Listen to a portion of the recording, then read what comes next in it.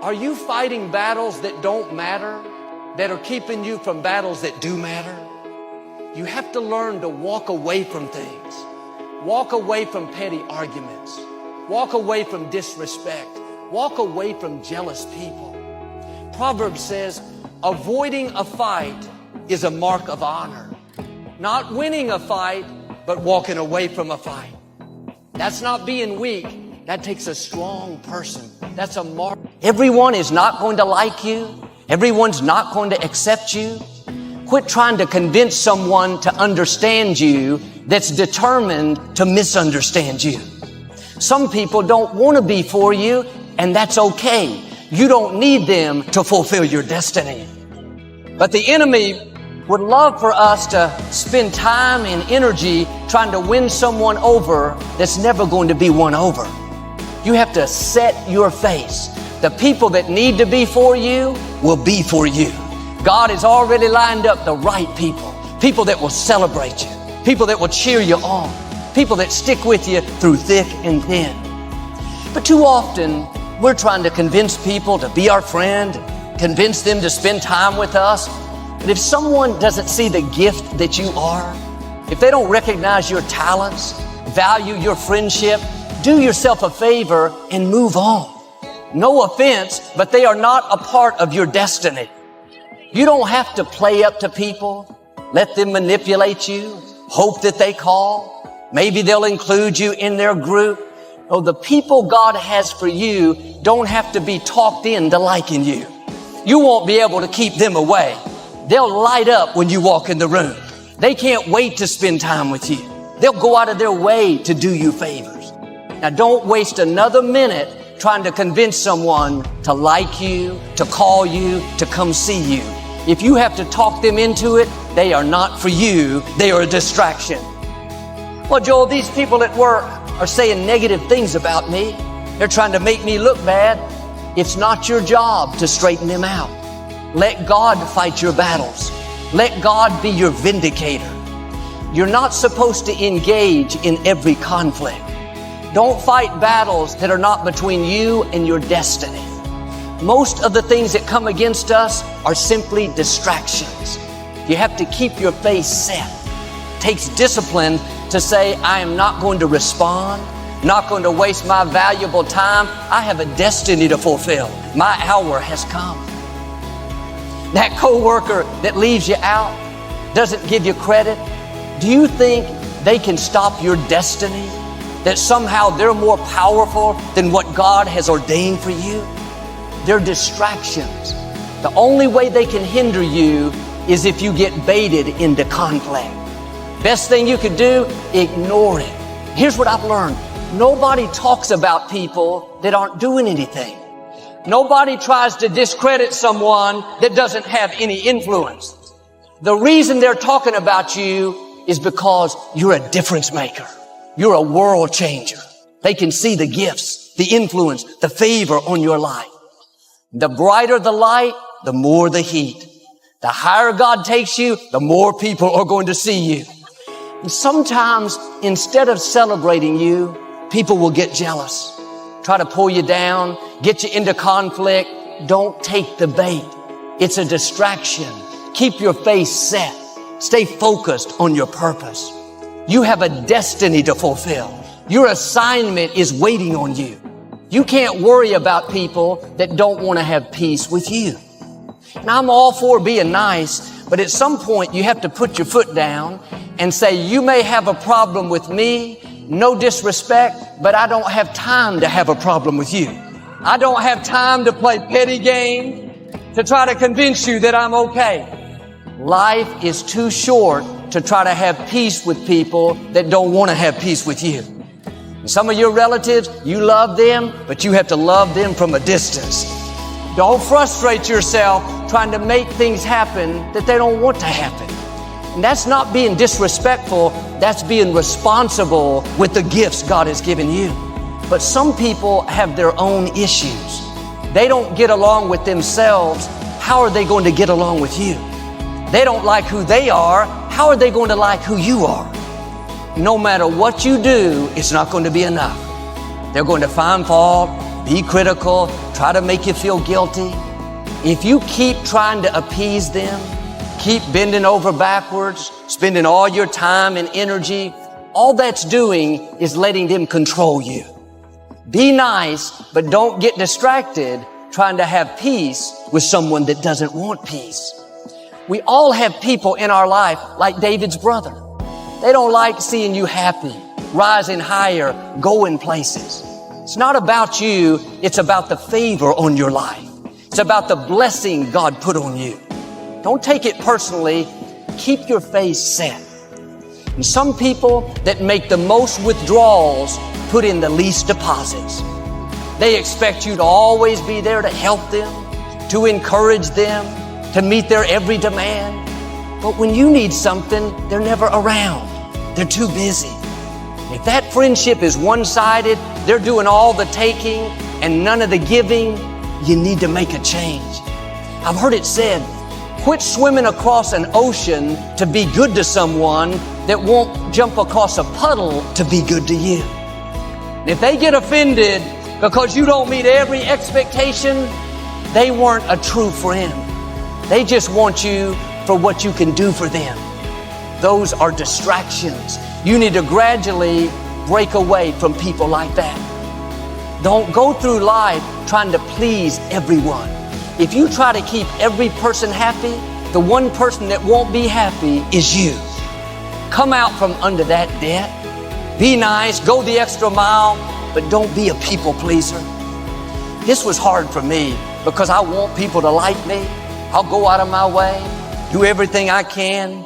But some people, no matter what you do, it's not going to be enough. There was this couple I knew years ago. I went out of my way to be good to them. They moved to another city and I helped them move. I gave them money. I would call and check on them. If they needed anything, I was always available. But the feeling I got from them is I was never doing enough. They were never satisfied. They always had a complaint. Here I was going overboard to be kind and generous, but they were constantly finding fault, trying to make me feel guilty. I was concerned that they would get upset and they weren't going to be my friend. One day I realized what I'm telling you. They were only making withdrawals, never any deposits. I was nice, but I quit letting them control me. When I stopped, you would have thought I'd taken their firstborn child. They tried to make me feel so guilty, so ashamed, but my attitude was, I love you, but I don't owe you. If someone is controlling you, it's not their fault, it's yours. You have to put your foot down, make a change. This is your hour.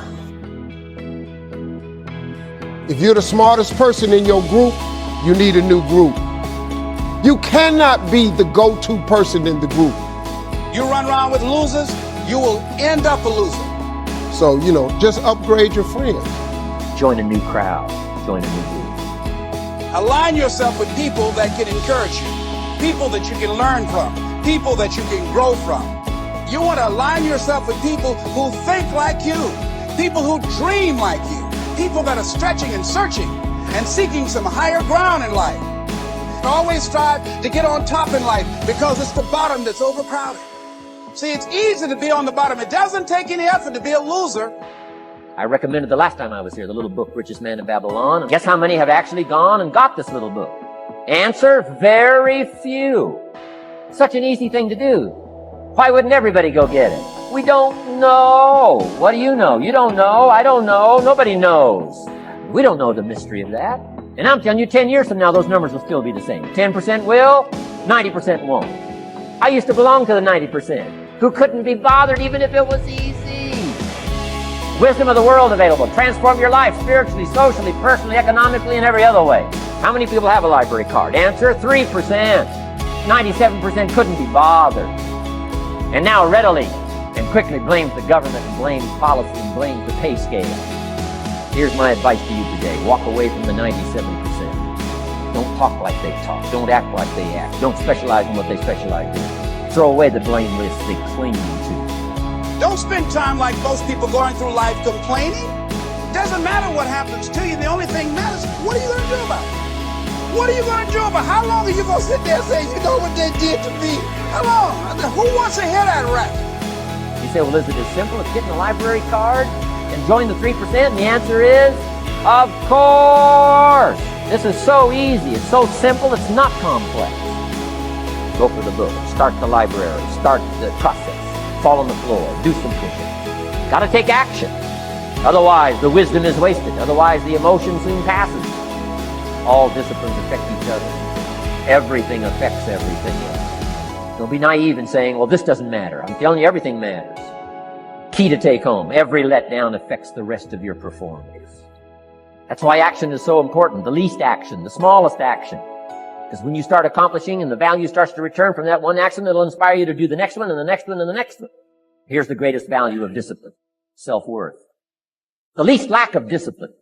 And it starts to erode our psyche. Here's the problem with the least neglect. Neglect starts as an infection. And if you don't take care of it, it becomes a disease. You say, well, how can I get back my self-respect?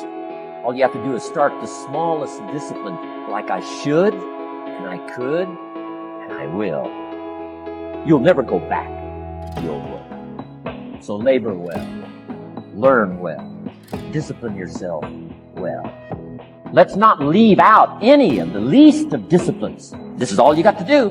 And once you start down this road, I promise you, you'll join the 10% and the 3%. In the most independent country in the world, 95% are dependent. 5% are independent. Take charge of your own retirement. Take charge of your own life. Take charge of your own day. Take charge of your own conversation. And learn these skills. Develop this kind of strategy. And I'm telling you, life will open up for you. Join the 3%. Walk away from the 95%. Find out what poor people read and don't read it. I'm telling you, don't talk like they talk. Don't blame what they blame. Don't use the excuses they use. It's called the language of the poor. Switch ideas. Switch strategy. Start with the simplest of disciplines. And if you'll invest in this thing called discipline, you can have whatever you wish. It's called the beginning of miracles. As you begin to look at yourself, you've got to redefine yourself. Who are you right now? And who must you become in order to create what you want? What is it about you right now that you've got to leave this behind because this no longer fits? What is it that you must do differently? If you want to keep on getting what you're getting, keep on doing what you're doing.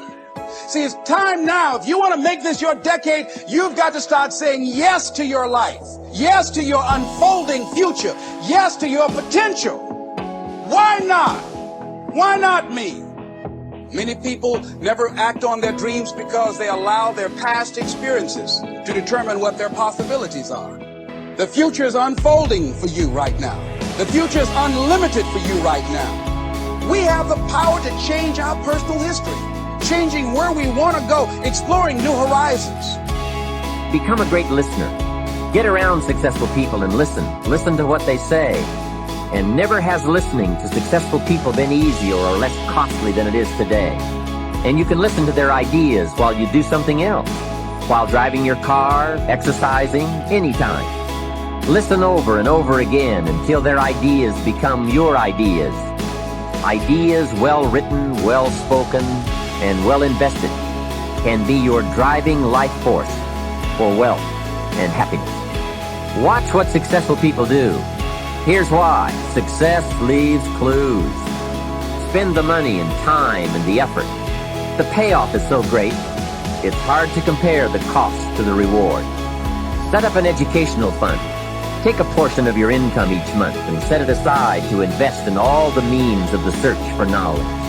Make sure you don't spend more for accommodation than you do for education. Next is the time. To ask people for their money, that's one thing, but to ask them for their time, that's a major request. You can get more money, but you can't get more time. However, this major investment you're making now, listening, could be that small fine-tuning you need for major accomplishment. Listening to know, listening to learn, is truly an investment in effort. However, this effort is the effort investment that opens the floodgates where ideas can work their magic for you in the marketplace. Personal development is truly the key to the good life. Most of what we have attracted by the person we have become. I've discovered that income does not usually exceed personal development. Sometimes income takes a lucky jump, but unless you keep growing out where it is, it will usually come back where you are. I guess it is hard to keep what you haven't attracted by your own personal development. Remember, the major key to your better future is you. For a share of my life, I didn't understand the importance of that phrase. I used to wonder why two people could work for the same company and one make twice as much money. Well, back then I tried to figure it out best I could. I thought time makes some of the difference. If I had all of Harold's time, I could do well. Now that's got to be dumb, right? You can't get someone else's time. So if we can't get more time, what could we get that would make the difference in economic results? And the answer is value. You can't get more time, but you can become more valuable. Bringing value to the marketplace is how we get paid. Mistakenly, the man says, I'm getting $20 an hour. If that was true, you could just stay home and have them send you your money. You get paid for the value you put in an hour. It's possible to earn 2 or 3 or more times as much money in the same amount of time if you go to work primarily on yourself. But see, that was my problem. I was working hard on my job, but I wasn't working hard on myself. And that was the main reason for my lack of progress.